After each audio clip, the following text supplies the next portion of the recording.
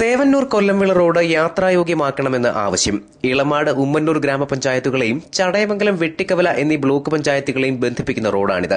കൊട്ടാരക്കര ചടയമംഗലം നിയോജക മണ്ഡലങ്ങളെയും തേവന്നൂർ കൊല്ലംവിള റോഡ് ബന്ധിപ്പിക്കുന്നു. തേവന്നൂർ കെട്ടിടം ഭാഗം മുതൽ കൊല്ലംവിള ഉമ്മന്നൂർ റോഡ് വരെ ആകെ 2.5 കിലോമീറ്ററാണ്.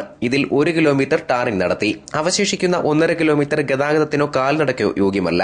ദിനംപ്രതി സ്കൂൾ കുട്ടികളും നൂറുകണക്കിന് ആളുകളും ഉപയോഗിക്കുന്ന ഈ റോഡ് തകർന്നിട്ട് വർഷങ്ങളേറെയായി.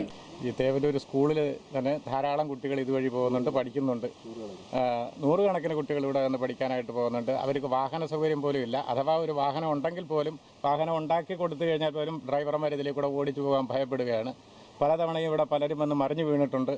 കഴിഞ്ഞ ദിവസം 2 പേര് ഇവിടെ വന്ന് ബൈക്കിനകത്ത് വന്ന് മറിഞ്ഞു വീണിട്ടുണ്ട്. തെരഞ്ഞെടുപ്പ് വരുമ്പോൾ മാത്രം കുറേ ആളുകൾ ഇവിടെ വന്നു കഴിഞ്ഞതിന് ശേഷം കുറേ ആനുകൂല്യങ്ങളൊക്കെ തരാം, ഇതിൻ്റെ എസ്റ്റിമേറ്റ് എടുത്തിട്ടുണ്ട്. ഇപ്പോൾ പോയി വന്നു കഴിഞ്ഞാൽ ഉടനെ തന്നെ ഞങ്ങളെ സാധിച്ചു തരാമെന്ന് പറഞ്ഞുകൊണ്ടൊക്കെയാണ് പോകുന്നത്.